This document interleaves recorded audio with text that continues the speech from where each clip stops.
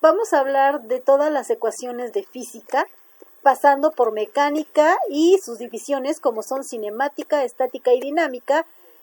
Veremos las ecuaciones de termodinámica, ondas, electromagnetismo, fluidos y óptica. Comencemos. En la mecánica nos van a pedir la velocidad media, que está dada como distancia total entre el tiempo total, donde siempre debemos de tener que la distancia final menos la distancia inicial entre el tiempo final menos el tiempo inicial. Es decir, la velocidad media se da en lo que es un intervalo de tiempo. Y si me piden la distancia, cuando me dan la velocidad media, pues nada más despejo de aquí, y entonces voy a obtener que la distancia final es igual a la velocidad por el producto de la diferencia del tiempo final menos el tiempo inicial más la distancia inicial. Si me piden la distancia inicial, también despejo, y voy a obtener que sería distancia inicial es igual a la velocidad por el tiempo final menos el tiempo inicial más la distancia final. Y si me piden el tiempo final, obviamente pues a lo mejor sí me llegan a pedir el tiempo inicial, pero no es muy común que ocurra. Entonces ya tenemos que el tiempo final va a ser igual a la diferencia de la distancia final menos la distancia inicial entre la velocidad más el tiempo inicial. Y pues obviamente pues el tiempo inicial aquí lo puse para que no nos quedemos con la duda, va a ser igual a menos la diferencia de la distancia final menos la distancia inicial entre la velocidad más el tiempo final. Pasemos a la siguiente ecuación, o más que nada hay que también recordar siempre en qué se mide la velocidad. Recuerden que la velocidad se mide en metros sobre segundo, kilómetros sobre hora, pies sobre segundo, millas sobre hora, etc. Esto hay que tenerlo muy en cuenta.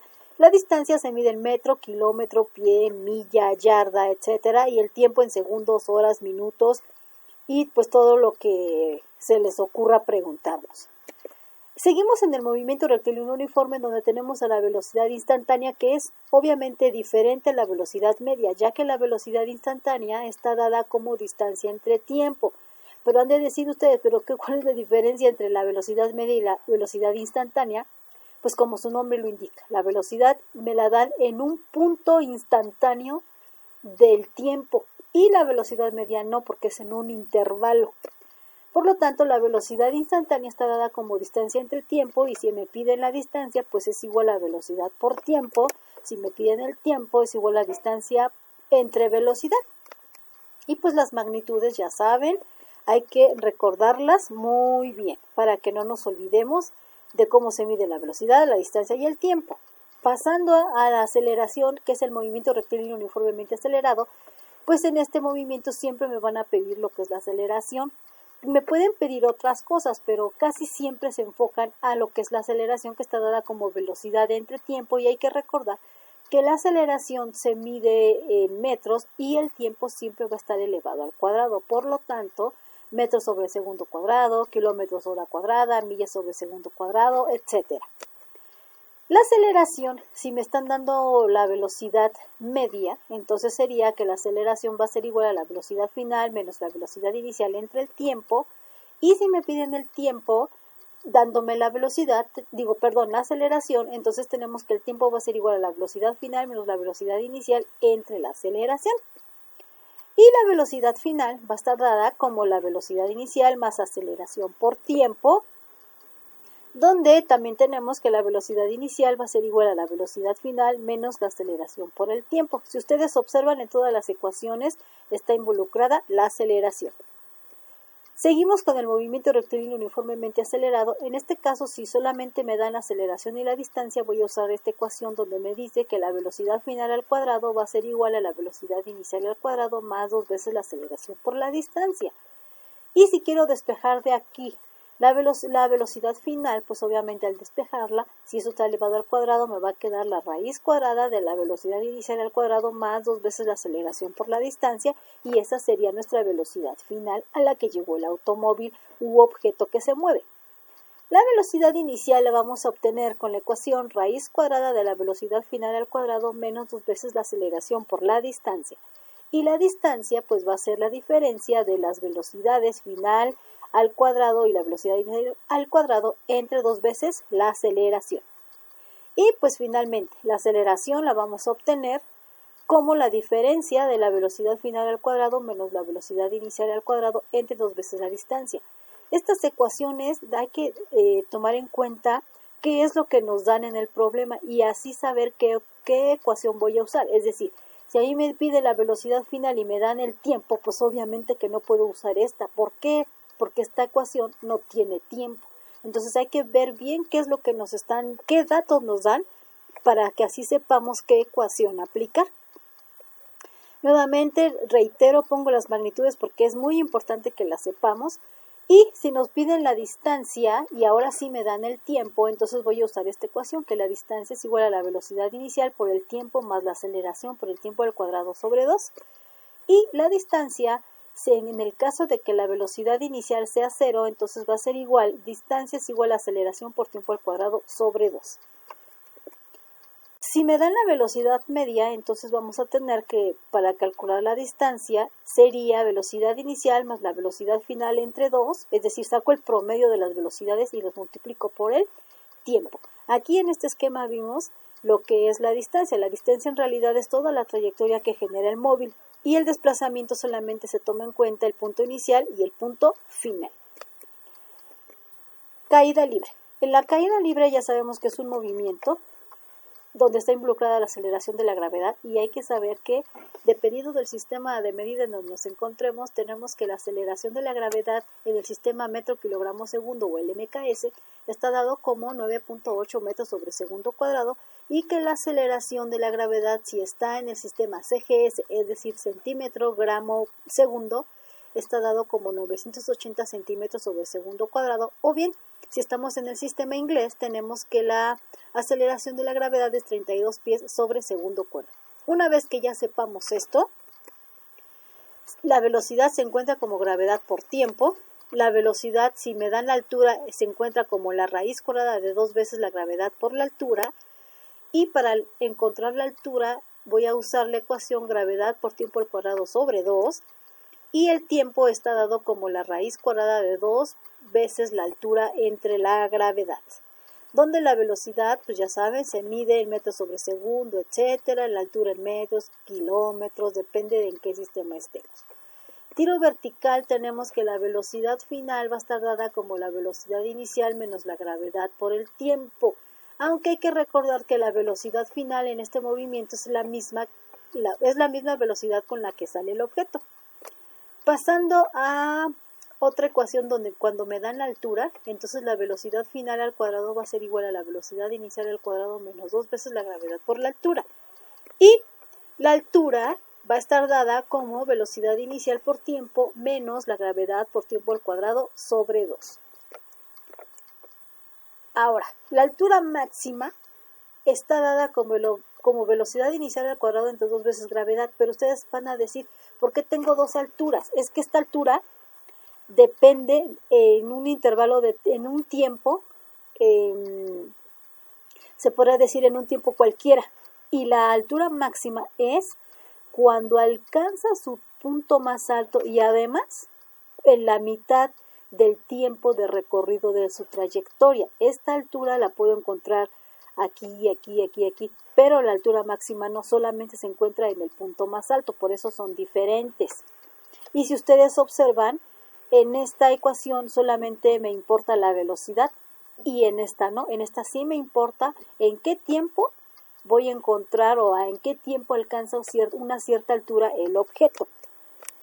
El tiempo de subida, que se conoce como TS, es igual a la velocidad inicial entre gravedad. Ese tiempo de subida hay que recordar que es el tiempo que tarda en alcanzar su punto más alto, en el que sube y luego baja. Es decir, tiempo de subida solamente es cuando sube. Y el TB, que sería tiempo de vuelo, es el tiempo que tarda en subir y en bajar el objeto. Por eso, como el tiempo que tarda en subir es el mismo que el tiempo que tarda en bajar, podemos decir que el tiempo de vuelo es igual a 2 veces el tiempo de subida. En tiro parabólico, que es un movimiento en 2 dimensiones, pues tenemos que usar el teorema de Pitágoras y las funciones trigonométricas para encontrar las respectivas componentes de la velocidad, porque aquí se está manejando una velocidad con un cierto ángulo. Si quiero encontrar la componente x de la velocidad, entonces voy a usar la ecuación velocidad inicial por el coseno del ángulo. Y si quiero encontrar la velocidad en y, es decir, la que está paralela, vertical, entonces voy a usar velocidad inicial por el seno del ángulo. Y si quiero la magnitud o el tamaño de la flecha, porque ya saben que la velocidad es un vector, entonces tenemos que la velocidad va a estar dada como la raíz cuadrada de la velocidad en x al cuadrado más la velocidad en y al cuadrado. Y si quiero saber cómo encontrar el punto más alto en el que llega el proyectil o el objeto, entonces voy a usar la expresión velocidad inicial al cuadrado por el seno al cuadrado del ángulo entre 2 veces gravedad, que es equivalente o es lo mismo que si usamos esta ecuación de aquí que dice que es la velocidad inicial por el seno al cuadrado todo elevado al cuadrado, por el seno del ángulo, perdón, todo elevado al cuadrado entre 2 veces gravedad. Estas dos expresiones son las mismas. Si me piden el alcance máximo, que es decir, la distancia en la cual el objeto recorre de forma horizontal o en el eje X, uso esta ecuación que es velocidad inicial al cuadrado por el seno de 2 veces el ángulo entre gravedad. El tiempo de subida, que es el tiempo en que tarda en alcanzar su punto más alto, que es este que está aquí, entonces está dado como velocidad inicial por el seno del ángulo entre gravedad. Y si quiero el tiempo de vuelo, pues obviamente es 2 veces el tiempo de subida. Y el ángulo va a estar dado como el arco tangente de la velocidad en x entre la velocidad en y. Ese ángulo, pues es este que está aquí, que es el ángulo de inclinación a la cual aventamos el proyectil. Pasando con movimiento circular uniforme, tenemos que la velocidad angular es aquella en la que me genera un ángulo. Entonces, cuando van los objetos en un movimiento circular o generando una circunferencia, para encontrar esta velocidad la puedo encontrar mediante el ángulo que genera entre el tiempo, o bien 2 veces o 2pi por la frecuencia. La velocidad, esta es velocidad lineal, que es diferente a la velocidad angular, ya que esta se mide en ángulos y esta se mide en metros, es decir, tengo 2pi por el radio de la circunferencia o de la trayectoria entre tau, donde tau es el periodo. Y una expresión equivalente de la velocidad lineal es 2pi por la frecuencia por el radio. La aceleración centrípeta, que es la causante de que me genere un cuerpo o una trayectoria circular, está dada mediante la velocidad lineal al cuadrado entre el radio. Y el periodo está dado como 2pi por radio entre la velocidad lineal. Y la frecuencia es el inverso del periodo, que sería 1 entre tau. Y el desplazamiento angular lo voy a encontrar con la letra griega θ, que es igual a la velocidad angular por el tiempo. O bien, si yo quiero el desplazamiento angular, voy a usar la ecuación distancia entre radio. Pasamos con el estudio de fuerzas, donde sabemos que en el sistema MKS la fuerza se mide en newtons y que un newton es igual a 1 kilogramo metro sobre segundo cuadrado. Y si estoy en el sistema CGS, centímetro gramo segundo, la fuerza se mide en dinas y un dina es igual a 1 gramo por centímetro sobre segundo cuadrado. Y si estoy en el sistema inglés, que es la libra, entonces una libra es igual a 1 slug por pie sobre segundo cuadrado. Ahora bien, sabemos que la fuerza es un vector, por lo tanto, un vector pues tiene componentes x y se va a encontrar mediante las funciones trigonométricas coseno y seno, porque tenemos involucrado un ángulo. Por lo tanto, la componente y de la fuerza o de un vector se puede encontrar mediante la magnitud de la fuerza por el seno del ángulo.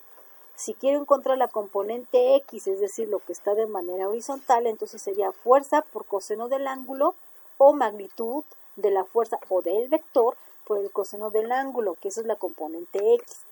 Si quiero encontrar el tamaño de la flecha o la magnitud, o lo que bien sería como la hipotenusa, porque aquí tenemos un triángulo rectángulo y aplicamos el teorema de Pitágoras, entonces tenemos que la magnitud de la fuerza va a ser igual a la raíz cuadrada del cuadrado de la componente en x más el cuadrado de la componente en y. Si yo quiero saber el ángulo va a estar dado como el arco tangente de la componente y entre la componente en x, y a eso le vamos a llamar la dirección, donde la dirección es otra cosa más que el ángulo o la inclinación que tenga mi vector. Ahora, estos vectores me los pueden dar en su forma polar, donde la forma polar está dada como la magnitud de la fuerza por el ángulo de inclinación de esa fuerza o bien de ese vector. Si me dan la forma rectangular de la fuerza, entonces voy a obtener que me van a dar la componente X y la componente Y de esa fuerza. Esta expresión que tiene I y J, obviamente, estos vectores se llaman vectores unitarios que solamente me están indicando en qué eje del plano cartesiano se encuentran. ¿Qué me refiero con esto? Si me dan la letra I, significa que estamos tratando la componente X. Y si me dan la letra J, pues me están dando la componente Y. Pasamos a estática o superposición de fuerzas. Aquí se aplica lo que es la suma vectorial de fuerzas componente a componente. Es decir, por cada vector que me den, yo necesito tener la componente X de cada vector, del vector 1, del vector 2 y del vector 3, sumarlos para encontrar la resultante X de ese vector.